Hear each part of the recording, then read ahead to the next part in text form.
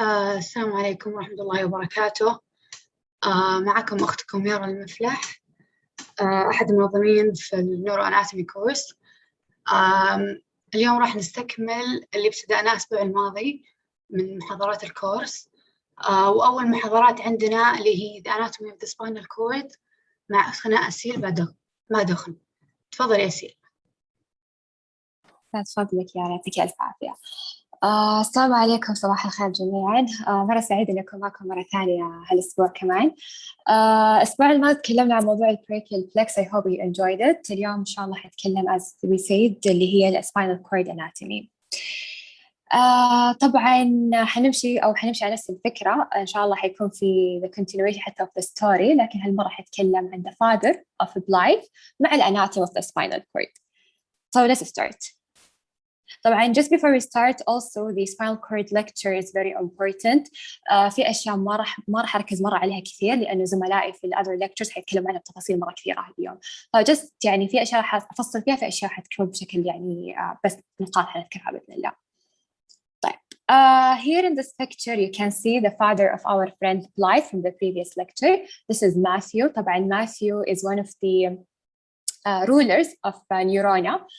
Neurona kingdom is ruled by 5 families، وكل family تسوي وظيفة معينة. في عندكم warriors، عندكم healers، traders، scholars والroyals.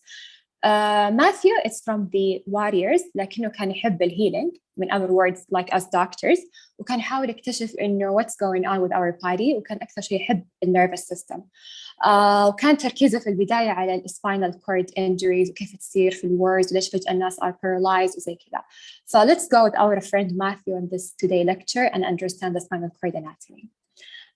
Today's objectives we start to describe the external anatomy of the spinal cord. إن شاء الله اليوم حنبدأ حبة حبة حنفصل في spinal cord. بعدين حنتكلم عن internal anatomy of the spinal cord. و this objective I will talk about it يعني briefly because my colleagues in the other lecture حيتكلموا عنها بتفاصيل أكثر. حتكلم عن ال spinal nerves, information branches and distribution. I think you have small hint about it in brachial plex lecture. Define the dermatome and describe its significance, how it is related to the spinal cord. Describe the meninges of the spinal cord. حتكلم في الأخير على reflexes. وآخر شيء راح يكون your task. You will have to do something to complete this lecture by yourself. First حنبدأ speaking the language. بعد الترمينولوجي حتسمعوها كثير في المحاضرة. الفشر والسلساي والكوميشرز اللاميني والافرنت والإيفرنت. بالنسبة للفشر والسلساي هم تقريبا the same meaning، كلهم are cleft or groove، لكن يفرقوا في الدبث. الفشر is deeper و larger. السلساي no it's shallower و smaller. الفشر ما تسمعها فقط في neurology، ممكن حتى تسمعها في other specialties زي surgery. So keep this terminology in your mind. الكوميشر means anything that يعني يربط شيئين مع بعض في anatomy. lamini means plate or layer. afferent to efferent. الافرنت neurons هم السنسوري نيورون، والإيفرنت اللي هي الموتور نيورون. الدايركشن حق الافرنت راح يكون من البريفري to the CNS، أما الدايركشن حق الإيفرنت راح يكون من CNS to the PNS. طيب this is يعني one of يعني for me spinal cord في البيسك كان أسوأ شيء درسته، بس بعدين as you go to the clinical كان أفضل شيء بالنسبة لي. spinal cord is very interesting structure. Here you can see a real picture of the spinal cord. طبعا هذه عندك ال posterior view you can see it. طبعا الليفل حقته هذا من فوق لأننا we can see شوية من الcerebellum. we can see طبعا حتى spinal nerves are protruding طالعة من spinal cord. كل هذه الأشياء حنتكلم عنها إن شاء الله as we go further in the lecture. أول شيء حنبدأ بالأشياء السمبل. وين موجودة spinal cord، إيش شكل spinal cord، إيش structure حق spinal cord in general.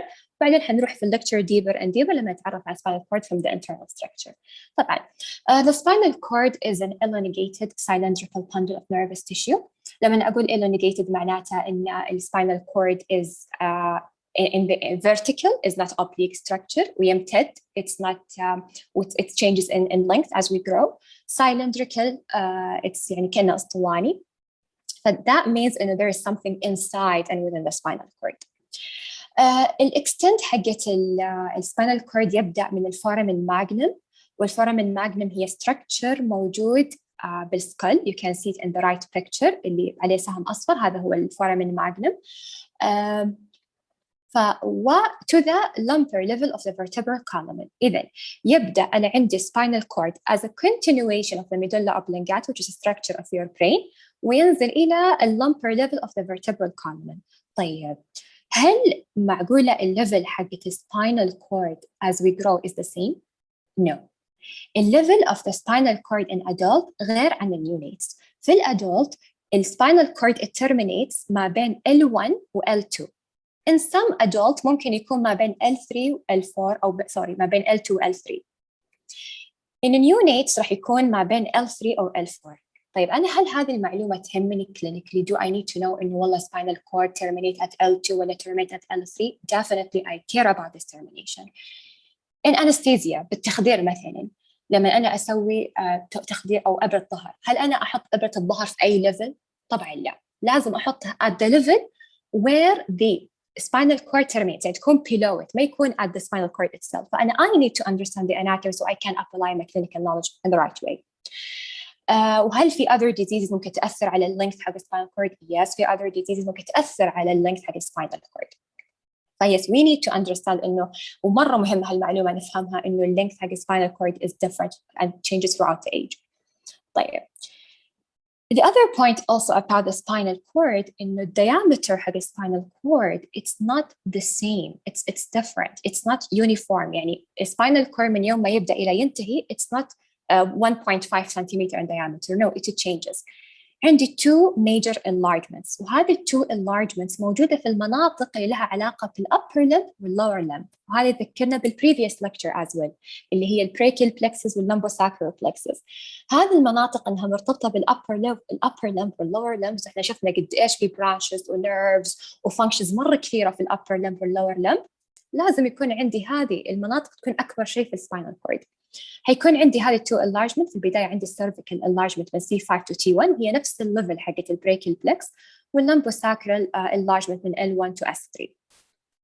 نقدر نشوفها هنا enlargement في الصورة اللي على اليسار. عندكم الcervical enlargement وعندكم اللمبوساكرال enlargement. نلاحظ أن الديامتر حقها أكبر من other diameter of the spinal cord. Okay. الspinal cord as it goes down it will stop زي ما قلنا تقريبا let's agree على L2 in majority of people حتوقف عند L2.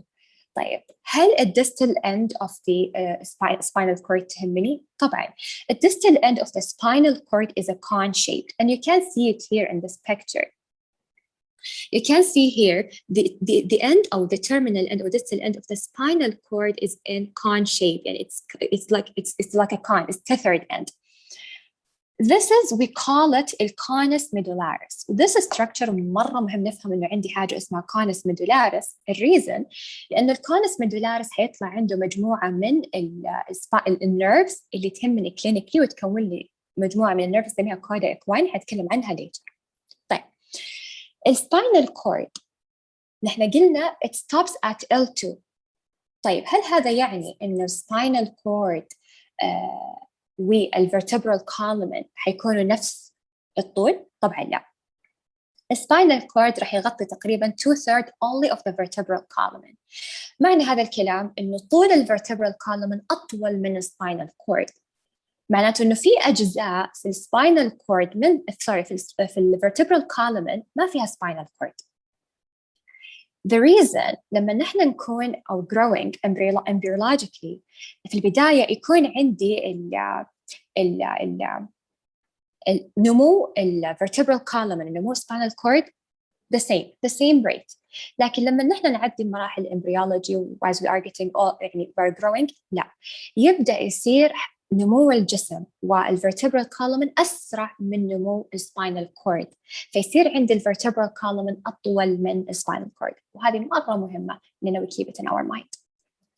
As we said إنه at the end of the spinal cord راح يكون عندي الconus medullaris وهذه الconus medullaris راح يطلع عندها مجموعة من spinal nerves راح تكون لي حاجة اسمها cauda equina. cauda equina هي عبارة عن spinal nerve of the lumbar and the lower levels of the spinal nerves يتجمعوا هذه كده البندلز مع بعض ويكونوا لي cauda equina من level L2 to S5. هذه مهمة هتسمعوها كثير في الأورثو في الإمرجنسي ميديسن cauda equina syndrome you should يعني something you have to understand إنها is an emergency. If you didn't treat the patient, permanent damage على طول. بعدين عندي كمان لو نرجع للصورة هنا at the end of the spinal cord نلاحظ إنه في شيء اسمه الفيلم terminal. طبعا إحنا قلنا إنه spinal cord يوقف at L2 لكن السباينال كورد يغطيه مننجيس. المننجيس يستمر مو زي سباينال كورد. هذا يعني المننجيس اللي يطلع منه هذا او الفاين فيلمنت اوف كونكتيف تيشو هذا هو المننجيس نسميه الفيلم تيرمينال. حنتفصل فيه اكثر لما ندخل في موضوع المننجيس. طبعا هذه هي صورة السباينال كورد مع اسكال just to show you the magnum foramen. طيب another thing about the external structure, about the anatomy of the spinal cord, it's no, the surface of the spinal cord is not smooth. Okay, إحنا ذكرنا إن في عندنا حاجة اسمها fissure في حاجة اسمها sulci. Even the spinal cord راح يكون فيه fissure sulci. It's not the sulci and gyri حقت البرين. No, they are only depression and in the spinal cord. راح يكون عندي 3 fissures and sulci اللي هي anterior median fissure, the posterior median sulcus and the posterior lateral sulcus.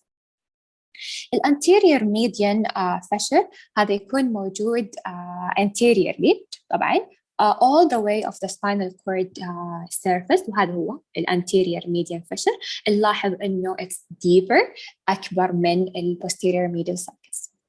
posterior median sulcus اللي هو حيكون موجود هنا من وراء. posterior median sulcus راح يكون shallower ويكون موجود على posterior surface definitely. other thing اللي هو posterior lateral sulcus. posterior lateral sulcus يكون موجود على posterior surface لكنه يكون موجود عند المناطق اللي تطلع منها posterior roots اللي هي هذه posterior roots. هنا posterior roots النقاط اللي تدخل فيها على spinal cord راح تكون لي sulcus نسميه posterolateral sulcus. طيب كذا يكون خلصنا the first objective اللي هي external structure of the spinal cord. عرفنا length حق spinal cord, عرفنا surface حق spinal cord, عرفنا تراكيب spinal cord in general as we see it grossly. طيب we know that an anatomy is related to the function of the structure. So collectively, the primary function of the spinal cord is the transmission of the neural signals between the brain and the peripheral nervous system then to the rest of the body by motor, sensory and reflexes. طيب أنا كيف أسوي هذه الوظيفة حق spinal cord؟ إيش structures اللي related to this function of the spinal cord? And this is what our friend in our story, Matthew, the father, he wanted to understand. So كيف spinal cord is doing all of these functions, how إيش اللي له علاقة بهذه الفانكشن. أنا ما راح يكون تركيزي على التفاصيل الشغلات هذه لا، راح أتكلم briefly about the internal structure of the spinal cord and my colleagues later in the other lectures today حيتكلموا بتفاصيل أكثر عن الأسندنج والديسندنج tract. طيب حنبدأ حبة نتكلم عن internal anatomy of the spinal cord. أول شيء حنتكلم لما أنا يكون عندي هذا cross sectional of the spinal cord. هذا كله نسميه cross sectional يعني section. هذا الكروس سكشن حق spinal cord represent the internal structure of the spinal cord. أنا لما أطالع فيه كذا بس إيش قاعدة أشوف والله إنه في عندي فتحة بالنص هنا وقاعدة أشوف إنه في حاجة رمادية زي شكل الفراشة هنا وأشوف إنه حولها في أشياء بيضاء. طيب هذه الأشياء represent what we will know now one by one. هذه الفتحة الصغيرة اللي بالنص نسميها Central Canal ولازم نفرق ما بين Central Canal vertebral canal. Do not confuse them. Vertebral canal حتكلم بعدين عنها. الحين قاعد أتكلم عن central canal. هذا central canal as you saw in the picture surrounded by gray and white matter. طيب إيش الجراي matter؟ طبعا الجراي والوايت matter سمعناها في البرين. تقريبا نفس الفكرة اللهم الديستريبيوشن حقها مختلف. الجراي matter تكون rich in nerve cell bodies وهذا الnerve cell bodies تكون لي حاجة اسمها columns. طب إيش الكولومز وإيش هذه الشغلات هتكلم بعدين عنها in the next few slides.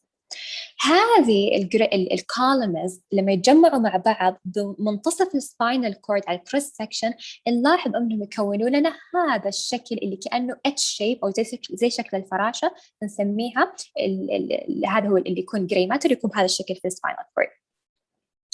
الوايت ماتر راح يكون حوالين الجراي ماتر وهذا عكس البرين. البرين الوايت ماتر تكون بالنص ويحيط فيها الجراي ماتر. لكن في السباينال كورد لا، العكس، الجراي ماتر تكون في النص والوايت ماتر راح تكون تحيط بالجراي ماتر.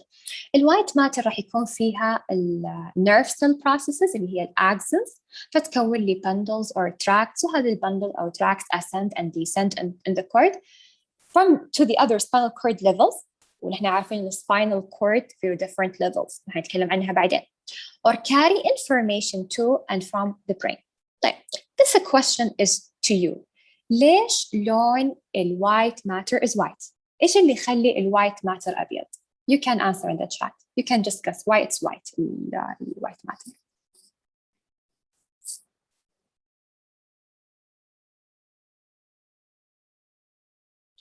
رزان تقول المايلين. تمام، المايلين صح، لأنه الأكسنز اللي تكون موجودة في الوايت ماتر تكون highly myelinated، فيكون يعطيني اللون الأبيض هذا. طيب، غير السنترال كانال، غير الجراي ماتر، غير الوايت ماتر، جراسلي كذا ايش موجود كمان بالانترنال ستراكشر في السباينال كورد؟ عندي حاجه اسمها الكوميشرز، وقلنا الكوميشرز هي حاجه تصل two structures مع بعض. الكوميشرز عندي two types of the commissures، عندي الوايت كوميشر وعندي الجراي كوميشر. الجراي كوميشر هذا راح يكون موجود يعني يربط ال two sides of the gray matter. يعني هو هذا هنا تقريبا يكون عندي الجراي كوميشر. It's pierced by the central canal of the spinal cord.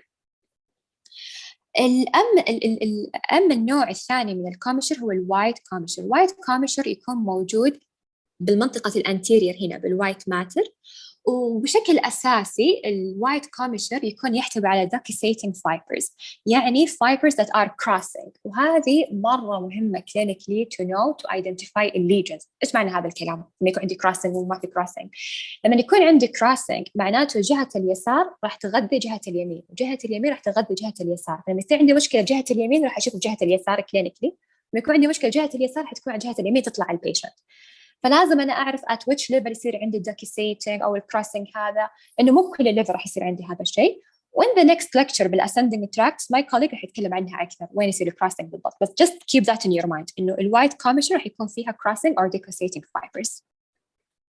طبعاً this picture it shows you the cross section حقت spinal cord وريك structures الموجودة in general في spinal cord. You can go to it later لما تخلصوا المحاضرة تفهموا تقروا هذه structures الموجودة على spinal cord. طيب الحين راح نفصل حبة حبة على الانترنال ستراكشر. احنا قلنا في سنترال كانال وقلنا في وايت ماتر وفي جراي ماتر. حنبدأ أول شيء نتكلم عن السنترال كانال. It's a canal، يعني هي قناة موجودة في منتصف السباينال كورد. هذا الكانال قناة حيكون فيها ايش داخلها؟ حيكون CSF. It's a CSF filled space. لما يكون حاجة فيها CSF معناتها حأربطها بشكل مباشر على طول مع الفنتريكولار سيستم، وحنفهم كيف لها علاقة بالفنتريكولار سيستم. هذا الكانال it runs longitudinally through the entire length of the spinal cord. يعني السنترال كانال ماشي مع السباينال كورد زي ما هو ماشي، وقف السباينال كورد السنترال كانال توقف مع السباينال كورد، فهي within the spinal cord it's filled with the CSF. طيب السنترال كانال هذه قلنا إن لها علاقة لأن فيها CSF راح يكون لها علاقة بالفنتريكولار سيستم. الفنتريكولار سيستم if you remember you know في خط اللكشر هذا أو لا لسه راح يكون فيها سيلز اسمها الإبيدايمال سيلز. هذه السيلز أيضا موجودة في السنترال كانال تغطي السنترال كانال تحيط فيها. هذا الإبيدايمال مهم جدا نفهمه. نوعه هذا الإبيدايمال عبارة عن ciliated columnar epithelium. طيب كانال موجود فيها CSF موجود فيها ciliated columnar epithelium. إيش فائدة وجود هذا الأبيثيليوم؟ It's ciliated وفي CSF. Please can you guess what could be the benefit of having the ciliated columnar epithelium? You just can guess it إنه أنا عندي cilia وفي fluid. So إيش فائدة هذا الأبيثيليوم؟ You can think and you answer the chat if you will please.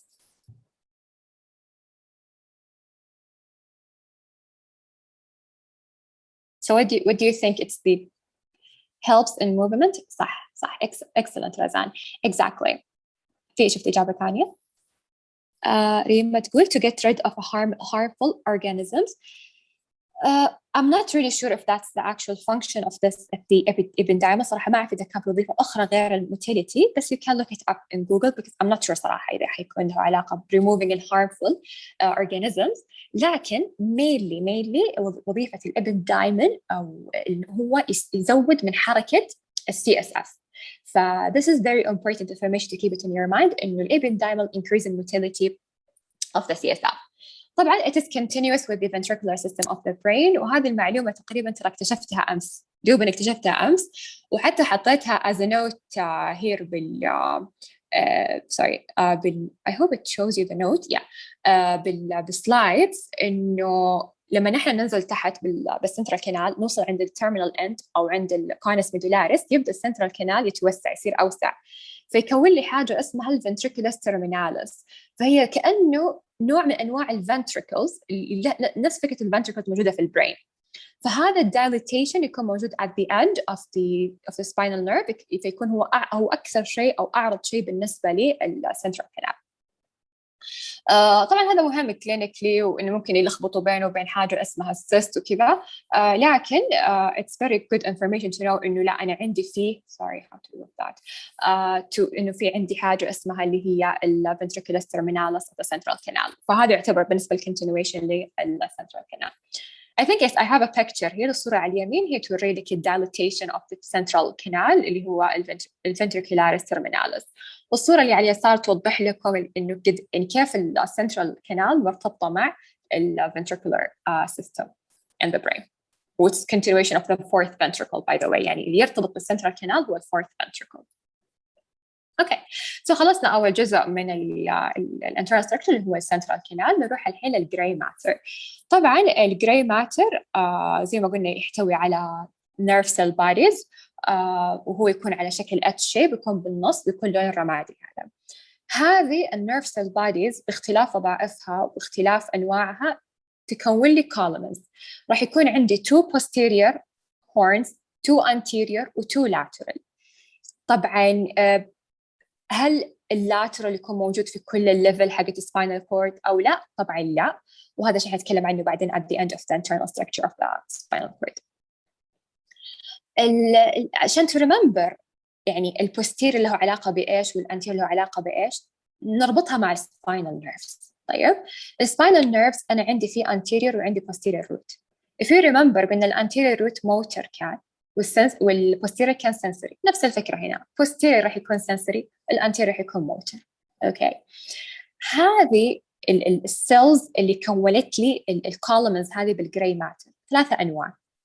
طيب يا عندي يكون sensory neurons، يا يكون عندي lower motor neurons، يا يكون عندي enteral neurons.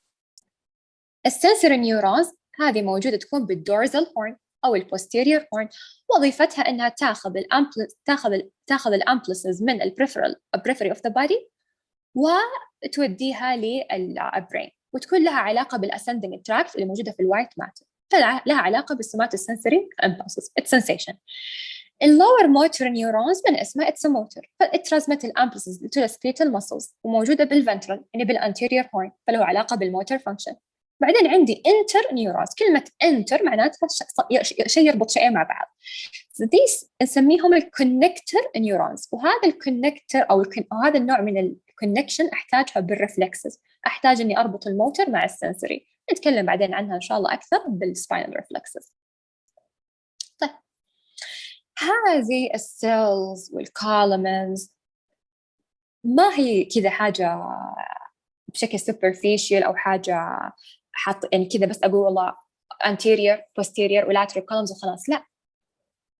إحنا قلنا إنه عندنا spinal cord it has different level. أنا عندي cervical section بالspinal cord، وعندي thoracic، وعندي lumbar، وعندي sacral. طبعا different levels supply different part of the bodies، معناته إنه اختلفت الوظيفة طبعا راح يختلف الأناتومي أزول شوي. فكان في عندي أنا مثلا كل سيل تسوي لي وظيفة معينة، يترتب بشكل معين، فهم عشان يستوعبوا وظائف الكولومز ويستوعبوا كيف هي مرتبة في السباينال كورد عشان يساعدهم to locate حتى الليجز اللي يكون عندي مشاكل في السباينال كورد، طلعوا 3 systems يصنفوا فيها الكولومز حق الجراي ماتر. وكل الطرق تؤدي إلى روما. هي نفس الفكرة، اللهم أن كل سيستم يعطيكي تفاصيل أكثر أو يعطيكي طريقة تصنيف مختلفة عن الثانية. عندنا ال 4 main column system، وعندي 6 different nuclei، وعندي 10 rexlanine.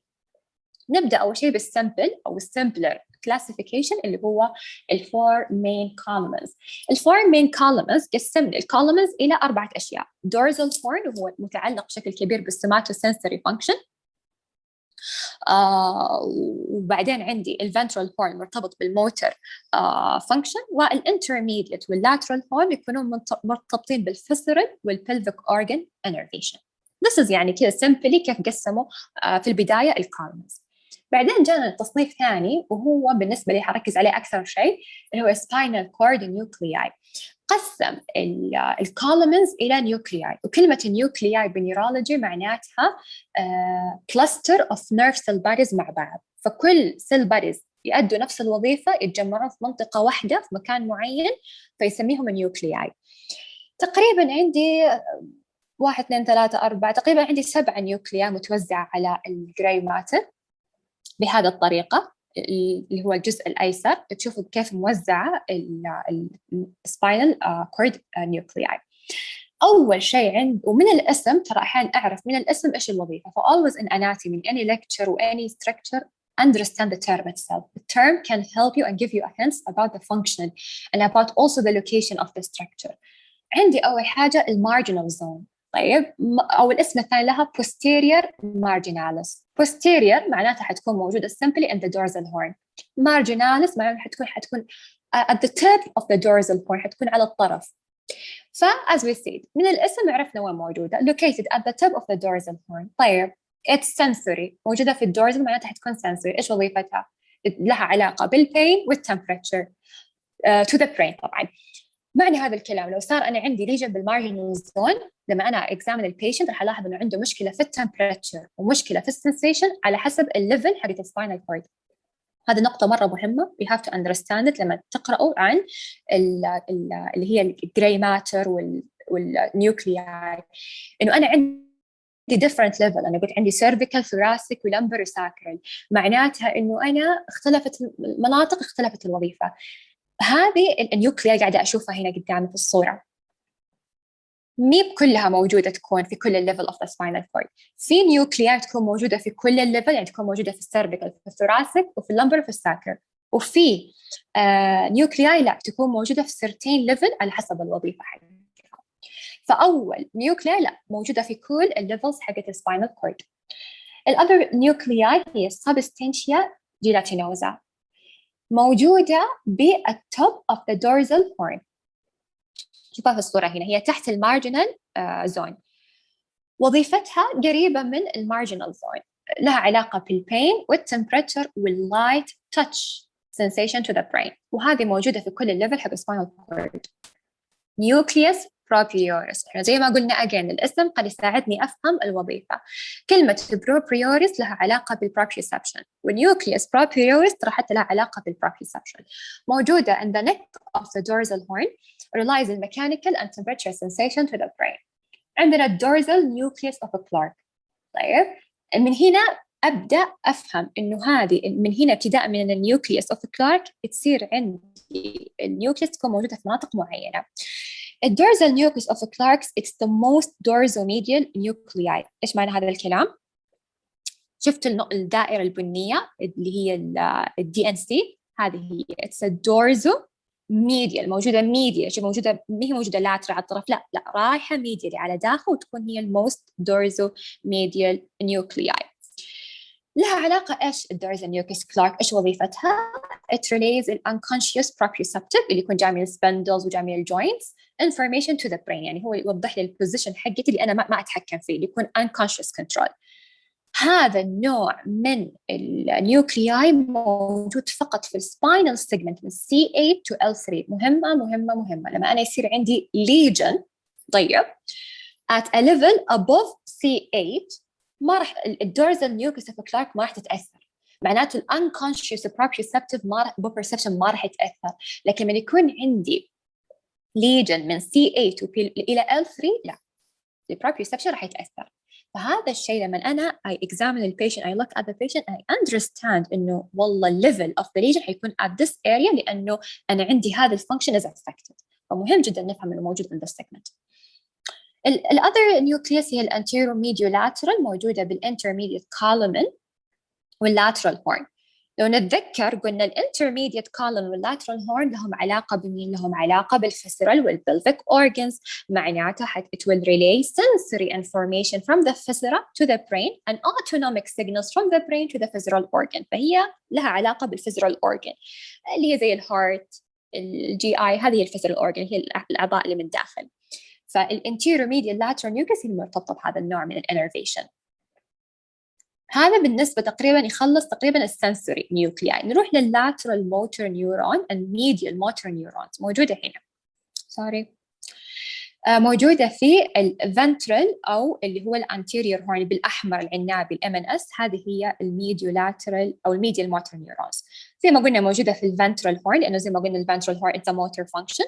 It's composed of motor neurons that innervates الفسرة والskeletal muscle as well. في عندنا حاجة اسمها الفيزرال afferent nucleus تكون lateral للنيوكليوس dorsalis.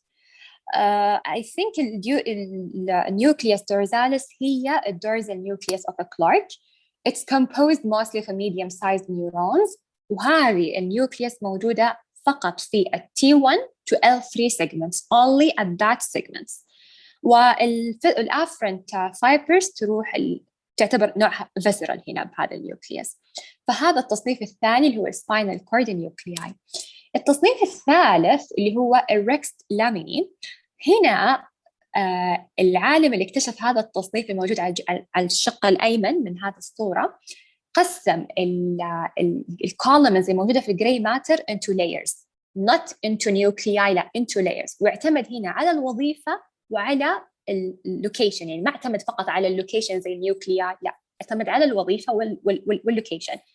عشان كذا نلاحظ إنه بعض اللاميني تضم two type of nuclei. بمعنى مثلا عندي اللامينا 3 ولامينا 4. طيب لامينا 3 ولامينا 4 they correspond بشكل جزئي للنيوكليوس بروبريوس لأنه وظيفة ومكان هذه اللاميني لها يعني مرتبطة بالنيوكليوس بروبريورس. فلازم احنا نفهم هذه النقطة إنه تصنيف اللاميني كل لامينا قد تمثل نيوكلياي لوحدها أو تمثل أكثر من نيوكلياي. I'm not going to spend time on this. It's self-explanatory. You can read it by yourself later on إذا أعطاكم slides and you can compare it مع spinal cord nuclei. نفس الفكرة لكن طريقة التصنيف مختلفة. وهذا الصورة زي ما قلنا توريكم تصنيف الجراي ماتر والكولومز موجودة فيها.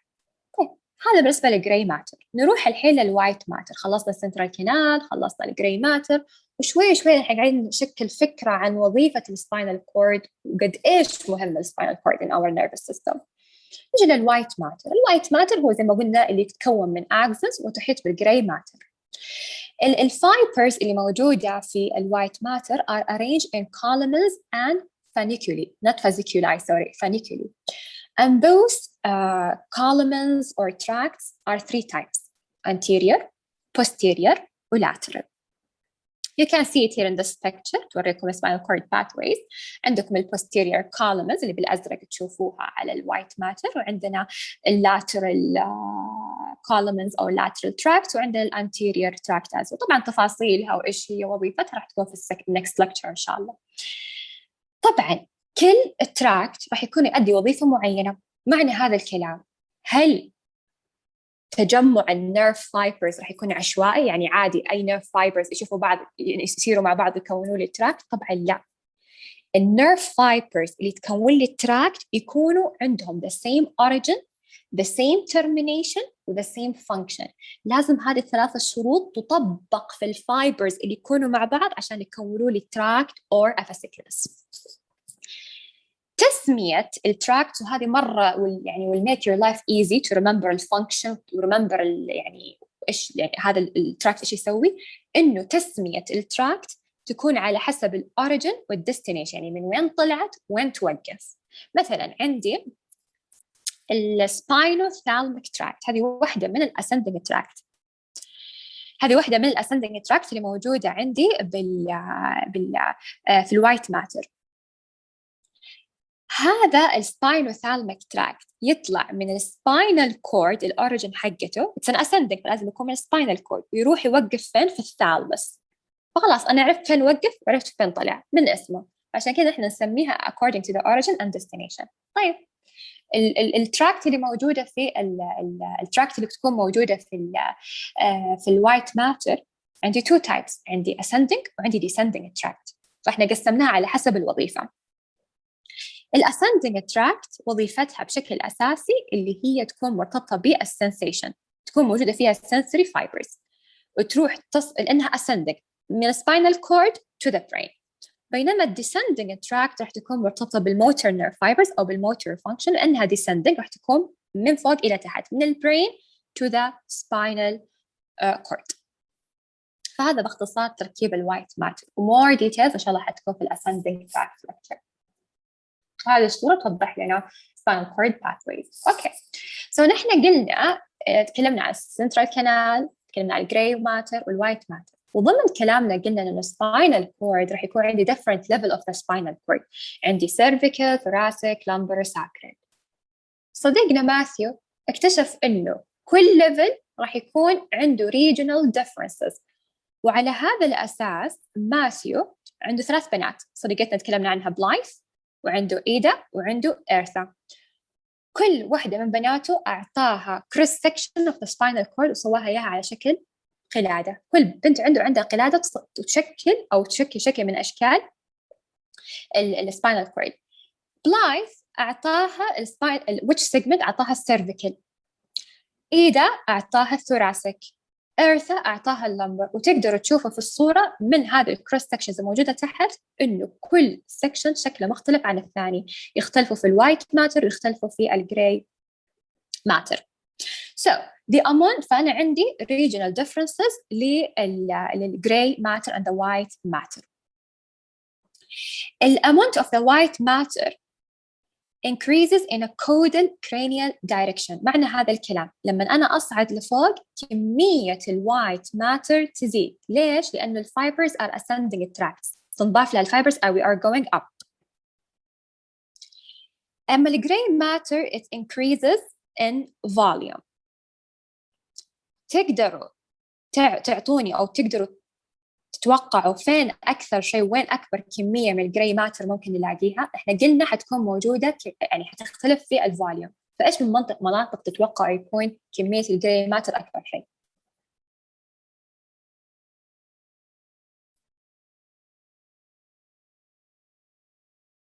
رازان تقول عند enlargement. excellent، صح، عند enlargement حيكون أكبر شيء، وكمية الجراي ماتر تكون أكثر حاجة تكون موجودة في enlargement، لأنه زي ما قلنا enlargement لها علاقة بالupper limb والlower limb، فأنا أحتاج كمية nerves وbranches مرة كثيرة for the upper and the lower limb. طيب lateral horn is a characteristic of the thoracic and the upper limb segment. إيش معنى هذا الكلام؟ معنى هذا الكلام إنه lateral horn ما راح يكون موجود في كل levels of the spinal cord. راح يكون موجود باللاترال وبالسيرفيكال segment. طيب ناخذها حبة حبة. نبدأ أول حاجة بالسيرفيكال اللي في الصورة هذه مكتوبة عندكم كل segment وإيش أي segment يعني يتبع. نبدأ أول حاجة بالسيرفيكال. كيف السيرفيكال مختلف عن الأذر segment؟ أول شيء نطالع في الانتيريور هورن حقت السيرفيكال. الانتيريور هورن حق السيرفيكال لأنه هو جزء من الانلارجمنت راح يكون كبير. طيب هذا واحدة من الاختلافات. الاختلاف الثاني ما عنده lateral horn. We cannot see a lateral horn. أوكي، وحقول لكم وين بالضبط lateral horn يكون موجود. الdorsal columns كلهم both present بالcervical section. هذا السيرفيكال. نروح للثوراسيك الحين. كيف الثوراسيك is different؟ نلاحظ إنه الانتيريور هورن حق الثوراسيك في الصورة صغيرة، ما هي كبيرة زي السيرفيكال. ونلاحظ إنه الثوراسيك عنده lateral horns اللي هي هنا، هذه هي lateral column اللي مش موجودة بالسيرفيكال. طيب بعدين عندي كمان بالثوراسيك الدورزال columns they vary in presentation أو شكلهم يعني. طيب بعدين عندي أروح الحين لللمبر segment. اللمبر segment زي السيرفيكال لأنه اثنينهم enlargement فيكون عندهم الانتيريور هورن كبير، ما عنده lateral horn وعنده فقط one dorsal column that present. فهذه هي بالنسبة للمين segments of the spinal cord اللي مختلفين، وإيش الاختلافاتهم اللي نشوفها histologically between these segments حقت spinal cord. طيب خلصنا من internal structure of the spinal cord وخلصنا من external structures. خلصنا يمكن أكثر كلام كثير في الليكتشر، باقي الأشياء عشان تكون simpler و more easier than the previous part. طيب نحن شفنا في الصورة يمكن اللي قبل حقت spinal cord اللي وريتكم إياها هنا، هذه الصورة اللي على اليسار this is a spinal cord، لكن هذا spinal cord مو كامل، في شيء ناقص في الصورة. الناقص في الصورة هنا اللي هي spinal nerves، وspinal nerves جزء جدا مهم من spinal cord anatomy نتكلم عنها لأنها contribute to the يعني function يعني في ال peripheral nervous system وفي ال innervation to the skin and the muscles in our body. Let's talk about the anatomy of the spinal nerve. يعني approximately عندنا تقريبا 31 pairs of the spinal nerves in our body. هذه 31 pairs of the spinal nerves, they are named according to their position with respect to the associated vertebrae. نحن عارفين إنه الspinal cord موجود داخل vertebral column في منطقة معينة، والvertebral column itself مقسم إلى different regions cervical, thoracic, lumbar, sacral, coccygeal. وaccording to هذا التسمية هذه التصانيف عندي كمان spinal nerve تكون مقسمة على حسب المنطقة ترتبط لها في vertebral column. عندي 8 cervical nerves وعندي 12 thoracic nerves وعندي 5 lumbar nerve وعندي 5 sacral nerves وعندي 1 coccygeal nerve. وهذه النيرفز لما نلاحظ في الصورة نلاحظ إنه كل ما نزلنا على تحت السباينال نيرف تصير أطول ومور oblique، وهذا anatomical differences ما بين ال different level of the spinal cord. كل ما نزلنا تحت يكون spinal nerve more oblique and longer. طيب الspinal nerves how they are connected لو نتذكر من brachial plex lecture they were connected to the spinal cord عن طريق posterior and anterior roots.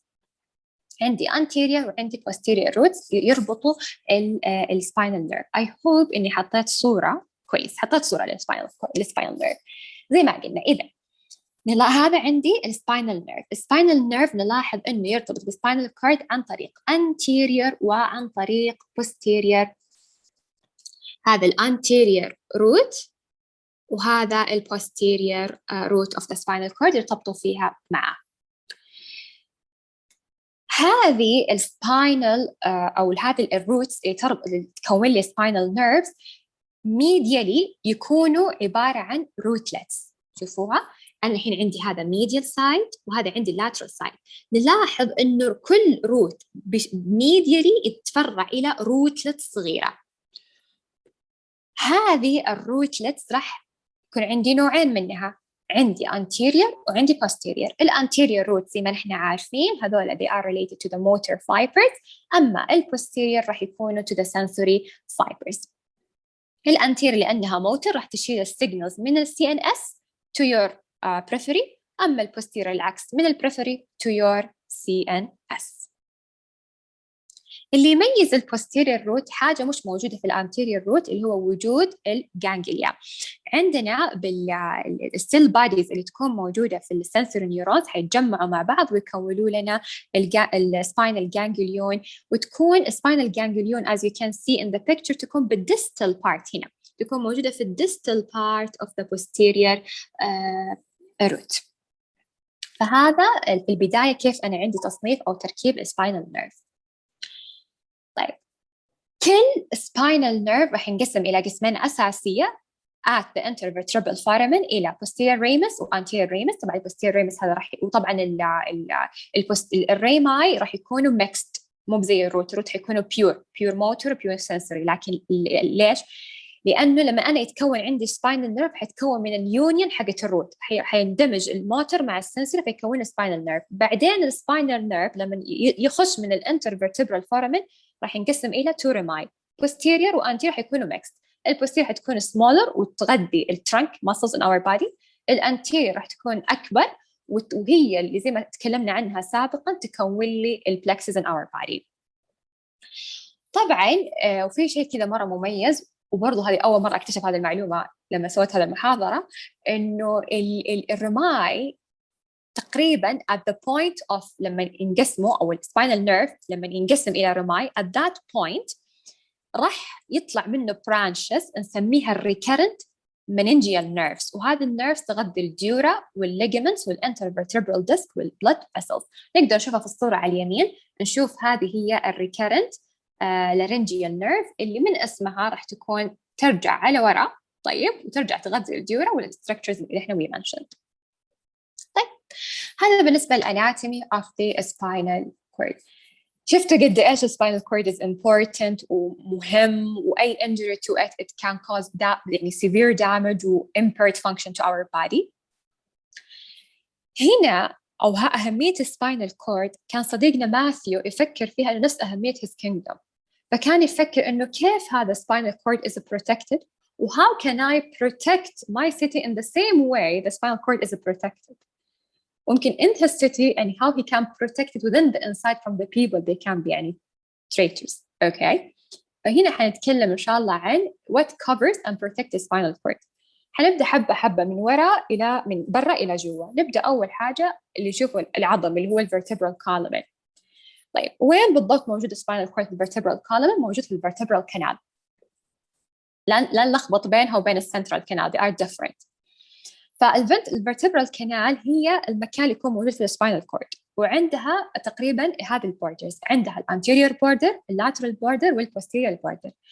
الانتيريور بوردر يكون ايش؟ الانتيريور بوردر as we can see in the picture راح يكون هو الvertebral bodies، راح تكون لي جزء من الانتيريور بوردر، وراح يكون عندي كمان الانترفيرتبرال ديسك والposterior longitudinal ligaments، هذول كلهم راح يكونوا لي الانتيريور بوردر of the vertebral canal. أما بالنسبة لللاترال بوردر راح يكون عبارة عن البيديكلز والانترفيرتبرال foramen. وبالنسبة للبوستيريور وول راح تكون عبارة عن اللامينا والليجمنتم فلافم أو نسميها الليجمنتا فلافا، و in the median plane the roots of the interspinous ligaments والspinous processes. وهذه الأشياء تكون لي كل البوستيريور وول of the vertebral canal. هل أنا يهمني إيش تركيب الvertebral canal؟ طبعاً يهمني إن procedure حنتكلم عنها in the next few slides. مرة يهمني أعرف وين موجود spinal cord. هذه الصورة توضح لكم تركيب الفرتبرا عشان تفهموا الوولز اللي تكون لي الvertebral foramen that you can see مرة واضحة بالصورة اللي على اليسار، اللي هو هذه الvertebral column أو vertebral canal أو نسميها الvertebral foramen. طبعا هذه الvertebral body هي عبارة عن من which section من الcervical spine. هذه الvertebral body ليش؟ لأنه عندي spinous processes هنا it's a pivot، فهذه تعتبر كذا شيء يميز السيرفيكال vertebrae. طيب هذا بالنسبة للشيء اللي من برا كذا يغطي spinal cord. طيب spinal cord is not only covered by bone, it's also covered by the meninges. وspinal meninges يمكن نفس فكرة brain meninges، نفس الفكرة، Dura وArachnoid وPia Mater. the same idea. حيكون عندي spaces كمان بالspinal meninges، راح تكون عندي epidural space، subedural space والsubarachnoid space اللي موجود في البرين. هذا spaces أيضا تهمني clinically لأنها راح تكون مرتبطة ب ممكن حتى diseases والprocedures نسويها على الspine، يهمني أعرف هذه التراكيب الموجودة عليه. وطبعا الصورة هنا you can see تركيب المننجيز in your spine. نبدأ أول حاجة بالديورا ماتر. سوري أنا أشبه الديورا ماتر بدورا. الريزن مو لأنه الاسم بس يتشابه، أيضا لأنه الديورا ماتر it's the outermost layer، ودورا يعني إذا يعني بنت تحب المغامرات ودائما تطلع برا وزي كذا، فأنا دائما أشبه الديورا ماتر بدورا so I don't forget it. it's the outermost layer اللي على برا اللي لونها بنفسجي هنا في الصورة. هذا الديورا ماتر. it's not يعني هي مش هي لازقة بالبون، لا. الديورا ماتر it's separated from the bone حق الvertebral canal عن طريق الextradural space. والextradural space يهمنا كمان مرة كثير في الأنستيزيا، مرة مهم الextradural space عشان البروسيجر حنتكلم عنها كمان later. طيب هذه الديورا ماتر راح تكون مرتبطة superiorly by the cranial matter at the foramen magnum level, وinferiorly it will form or contribute to form الفيلم terminal of the spinal cord. زي ما تكلمنا سابقا احنا قلنا انه لما يوقف الspinal cord في حاجة تمتد زيادة اللي هي الفيلم terminal. كمان الديورا ماتر contribute to the formation of the filum terminal. أهمية الفيلم terminal is like an anchor، يربط أو يشبه يعني يربط السباينال كورد بالكوكسكس بالبون حق العصعص اللي يربط السباينال كورد بعظمة العصعص اللي هو الفيلم تيرمينال، فهو يثبت السباينال كورد تقريبا في مكانه. طيب هذا الديورا ماتر لما السباينال نيرفز تطلع من الانترفيرتبرال فورامين، الديورا ماتر راح تغطي السباينال نيرفز وراح تكون جزء من الابنيورم حقتها. نحن عارفين السباينال نيرفز يكون فيها لايرز تغطيها، اللاير الابنيورم لاير جزء منها يكون من الديورا ماتر. It's something يعني good to know about the dura mater. طيب هذا بالنسبة للديورا ماتر هي outermost layer. الأذر ماتر أو اللاير اللي هي الأراكنويد is a thin delicate تكون موجودة أو تكون against the deep surface of the dura، يعني تكون السيرفس اللي من داخل مو اللي برا. يعني عندك الديورا ماتر عندها سيرفس من برا والسيرفس من جوا على جهات السباينال كورد. الجهة اللي تقابل الأراكنويد هي تكون الديب سيرفس، بتكون against it لكنها ما هي لازقة فيها not adherent to it، فيكون بينهم سبيس اللي هو نسميه subdural space، ويكون فيه serous fluid I think فيه serous fluid. هذه الأراكنويد ماتر it is separated من البايا ماتر عن طريق السباراكنويد سبيس، والسباراكنويد سبيس مرة مهم لأنه يكون فيه CSF. الأراكنويد ماتر زي الديورا ماتر كلهم يوقفوا at the end of the lower border of the vertebral S2، يعني كلهم they stop at S2 in a level below the spinal cord. The spinal cord كان ما بين L1 L2 لكن الميننجيس لا at S1. هذا الأراكنويد ماتر very simple. The other one is subarachnoid space، هو السبيس زي ما قلنا اللي يكون ما بين الأراكنويد والبايا ماتر يكون فيه CSF. السباراكنويد سبيس superiorly كمان يكون continuous مع الفورامين ماجنم، وهذا حيكون له علاقة بالventricular system حقت البرين as well. اللور أو level هو نفسه S2. الشيء اللي يميز السباراكنويد سبيس نفس فكرة السنترال كانال. السنترال كانال على تحت كان يتوسع يصير dilated، السباراكنويد سبيس كمان at the level أو distal to the conus medullaris راح يكون expanding ويكون لي حاجة اسمها lumbar cistern تكون موجودة هنا عندكم بالأزرق في الصورة اللي على اليمين. شوفوا هذا الشيء الأزرق هي expanding of the subarachnoid space، وتلاحظوا إنه أطول من spinal cord، وهذا السبيس مرة مهم اللمبر سيستر، هنتكلم عنه شوية. طيب then we have Pia Mater. Pia Mater it is the innermost layer of our meninges in the spine. It's a vascular membrane who adheres firmly to the spinal cord، يعني هو مرة لازق بالspinal cord عشان يغطي spinal cord، يغطي nerve root، يغطي blood vessels as well.